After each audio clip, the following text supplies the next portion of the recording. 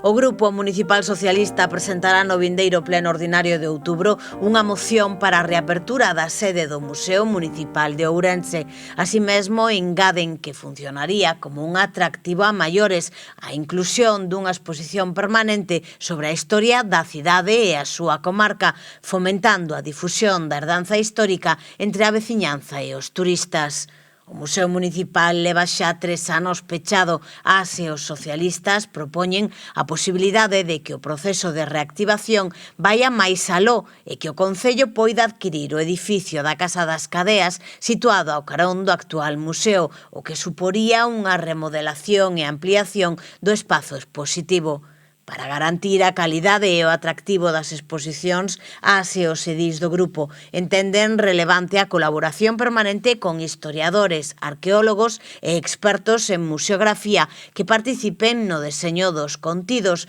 combinando rigurosidade académica con elementos interactivos e multimedia para ofrecer tamén, entre as súas paredes, unha experiencia educativa innovadora e accesible para todos os públicos. Propoñen, ademais, un enfoque no eido educativo do museo a través da elaboración e posta en marcha de programas dirixidos a estudantes de diferentes ciclos, con visitas guiadas, talleres e actividades prácticas que permitan aos participantes coñecer a historia local, situala nun contexto máis amplo e comprender a importancia da conservación do patrimonio.